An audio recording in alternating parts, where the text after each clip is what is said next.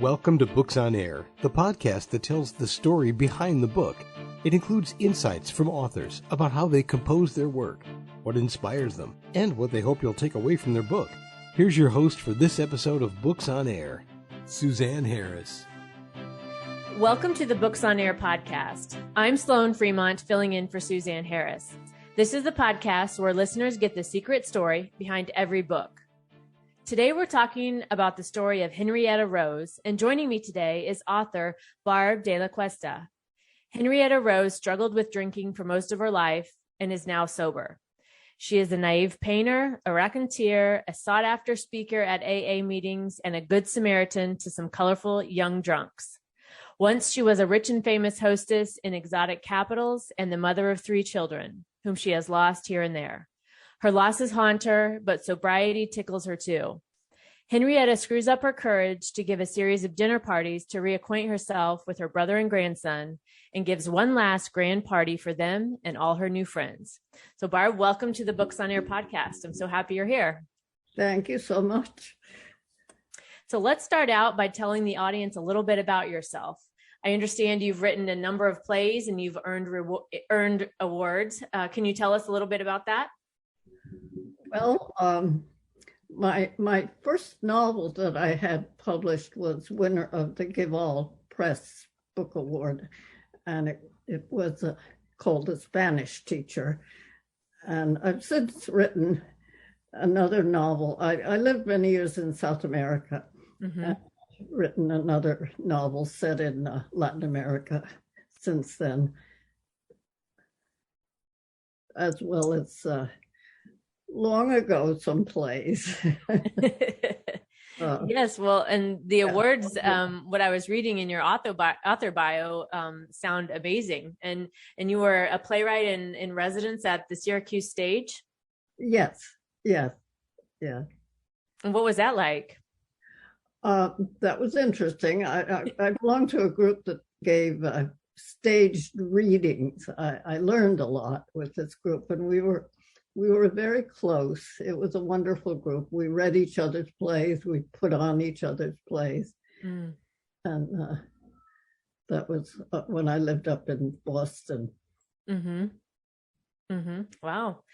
And so here we are today talking about your book, Henrietta Rose. Can you tell us a little bit about what led you to write the book? Well, I wrote it about 10 years ago. I had a fellowship to Ragdale in north of Chicago on the prairie. Mm-hmm. And it was a wonderful experience. It was my first experience of a month to simply write and be fed and taken care of otherwise. Right. And like Henrietta Rose at the time, I was 7 years sober. And it gave me time to reflect on that. Mm-hmm. So I had spent, in a way, the book is kind of a love letter to AA. Oh, okay. And I was saved by AA. Mm-hmm. I was also fascinated by it because I remember I had an interest at the time, and I was taking a course at Lesley College on storytelling. And I remember talking about storytelling, how it was something that presumably took place in pubs and bars. Mm-hmm. And where else did it take place? You know, a couple of us were asking each other. And it occurred to me, in AA. And at the time, I saw many Irish drunks translated from their bar stools to the halls of AA, and they told wonderful stories. And so I started taking notes, and it was a very fruitful time of my life. I totally changed my life. And this time in Chicago gave me time to reflect on my losses, my alcoholic family. Alcoholics live in families where their children and their parents are alcoholics usually. So it's a family story. Oh, I see. Yes. I lost a son to addiction, and I had time to reflect on my daughter, who had to kind of bring herself up during that time while I was just totally preoccupied with him. So I took those notes, largely written on check stubs and scraps of paper and envelopes, and I spread them out, and I started to narrate what meetings were like, stories, and gradually this character, who Henrietta Rose is not me. She's much more colorful. She had a much more colorful childhood. And she also had a very tragic outcome, in that many years after she became sober, she had the after effect of Korsakoff's disease. So you might say she's what literary critics call an unreliable narrator, because she forgets things that happened just a few hours or days before. But she has this rich memory of her childhood, which is untouched. So I kind of started with that, and I gave her a childhood totally unlike mine, very wealthy childhood, and in a house that was so big she got lost in it, and with a brother who was a very creative person who involved her in his alchemy. They actually practiced alchemy by mixing all kinds of ingredients together on a third floor attic room. And in his case, thought it might turn to gold. And in her case, she just knew it would explode at some point. Never thought it would turn to gold. So that brother is established, and she would love to ask him questions about that. But he is in the family house in Western Massachusetts, drinking. Their mother, who periodically was taken off to rest, and would come back and be with them for a time, and then be taken off again to rest. And he was the alcoholic.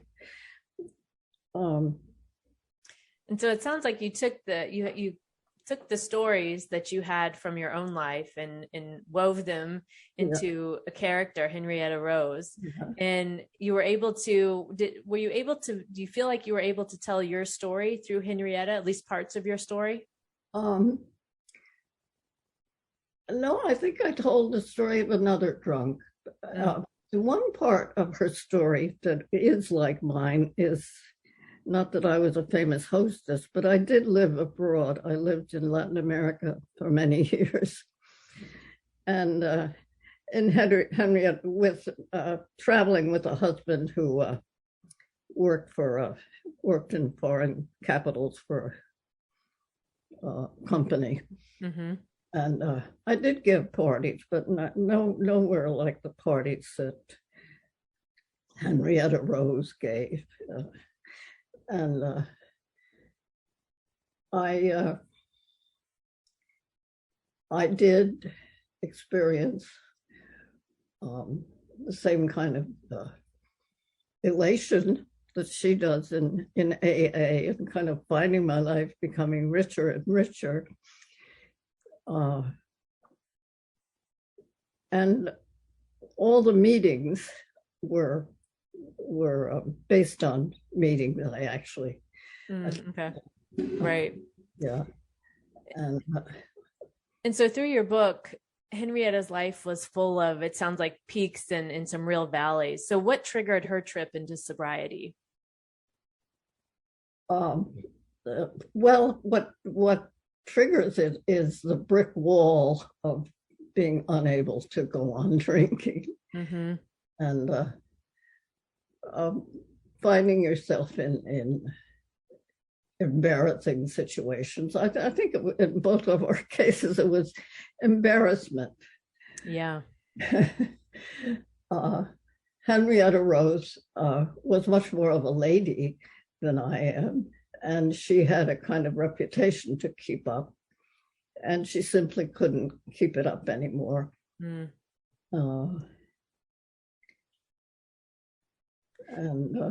Yeah, and so you said about AA and how that both saved you and fascinated you, and so do you want to tell us a little bit more about that? Yes, AA is it's a little bit old-fashioned now. There are all kinds of new programs, but it's based on such a deep program of self-change and developing spirituality. But it really is like the only real way to get sober for me, and not just get sober, but find a kind of peace and happiness that, not to say that you can't get sober any other way, but it offers more than sobriety. Right. And it's hard. It's anything that's worth doing is hard. Right. It involves apologizing. It involves examining yourself. And it involves a lot of reparations. So Henrietta Rose's dinner parties are like reparations. Ah, I see. And the other long reparation which she undergoes, which sort of reflects my concern with my daughter that I had to really win back after I got sober, is that her daughter is dying. And she goes on a long trip to the West Coast to find a cure. And they end up in Mexico trying a last desperate attempt at a cure. And so that takes up a good part of the story.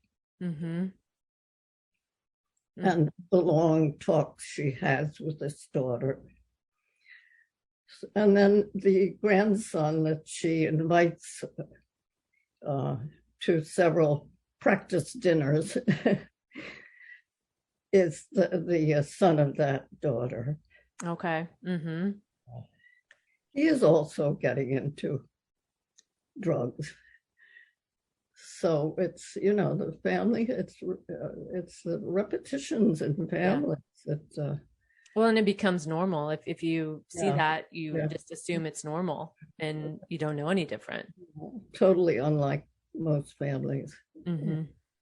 Yeah. Community and connection are an underlying theme throughout your book. Can you tell us a little bit about that? Well, she has some colorful friends in AA. She's dependent on a very rattle-trap truck owned by a man named Tom, who takes her to meetings and who announces every time she gets in his truck how many minutes, hours, days, and weeks he's sober. And so she goes to meetings with him, and he helps her. And then there's another little creature, little, very young girl called Debbie, who seeks her out when she goes back and takes a drink, and often crashes on Henrietta's sofa. And then there are the wonderful storytellers, that she listens to in her meetings. Yeah. And so that community and that connection. Yeah. Is that a big part of what makes AA successful too? Being able to share your story and knowing you're not alone. Yeah. Absolutely. And it's a kind of, it goes back to all the old religious practices in a kind of new form of a confessional. Yeah. And the hard work of reparations. Yeah. So that her final dinner party, she brings all these people together, the brother whom she's dying to ask about, and the grandson, and the young girl who is in a big jam, but manages to show up sober for her party, and her friend Tom, and a neighbor from China, who's arrived from the Tiananmen Square massacre. Oh. Who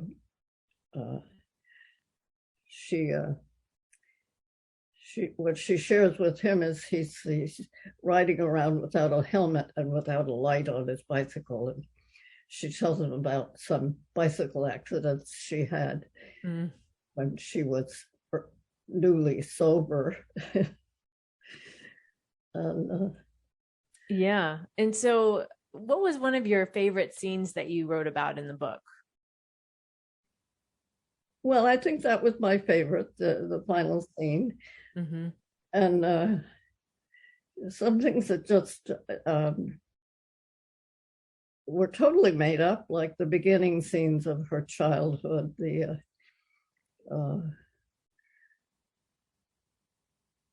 times that her mother disappeared and came back, and the sort of outlaw play she had with her brother. And and bringing together things she had lost, like the brother.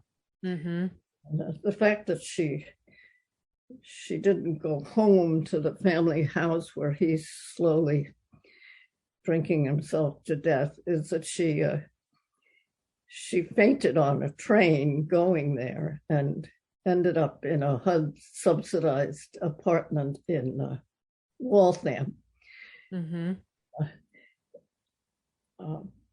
I lived in Waltham, and I was fascinated by it.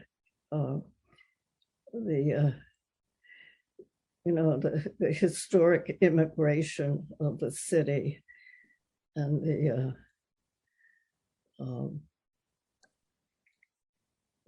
history. Right. Yes.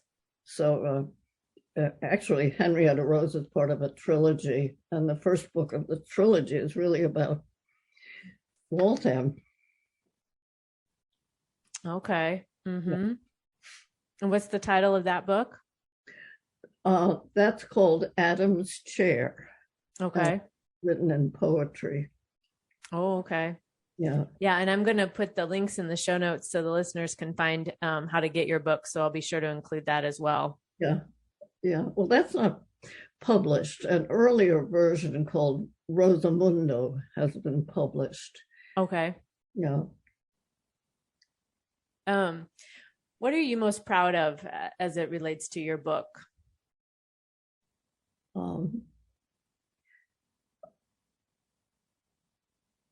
AA is really a kind of hidden treasure. It's hard to share. Public figures are not supposed to share about. They're supposed to remain anonymous, so that the only way you find it is to get yourself in trouble with drinking. Right. And I thought, people ought to know more about it. Yeah. A lot of criticism of it right now. It's considered old-fashioned. The big book is considered very outdated. And I just, the Dalai Lama said once that it was the most spiritual program of any, including churches, of any program he knew. And that's how I feel about it. It's a life-changing program, and it has to be kind of a secret. Right. And so this was a way of opening up the secret to everyone. Yes, I like that. I like how you're saying that you thought, or you wanted everyone to know, because it's not something, I'm not that familiar with it. I mean, I'm aware of it, but, kind of at a high level, but I'm not that familiar with the, what all goes into it. Yeah. That's true of most people. Yeah. So your book, it sounds like, opens that door for people and really gives them a glimpse of what that is like and what a person goes through. Yeah. Yeah. So before we wrap up here today, just a couple more questions. Who would you say your book would appeal to and why? Women of a certain age, like Henrietta Rose.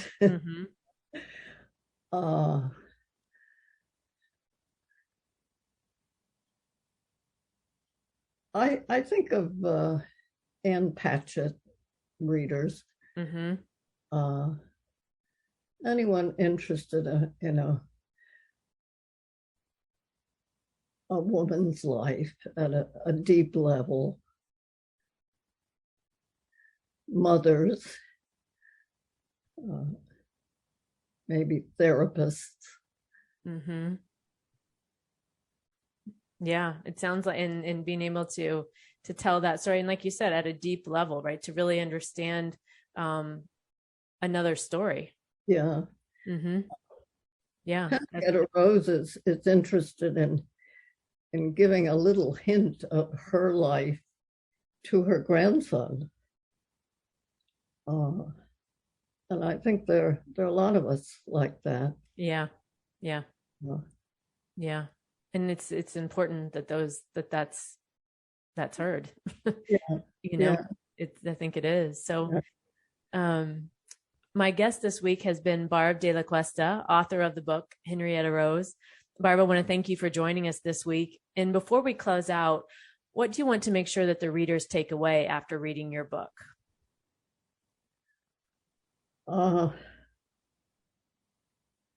Perhaps a little knowledge of alcoholism, so that they can help someone else, even though it might not ever come up. And a look into a woman's life, not necessarily an alcoholic. And also, Henrietta Rose is a great clown, and I hope they'll see her her humor in her own the humor in it all, and that's and the importance of that, I think, too, right? And her delight in these new friends who are totally unlike the friends she had when she was a famous hostess. Right. Yeah. Yes. Very good, Barb. Thank you again for joining us this week. Thank you so much.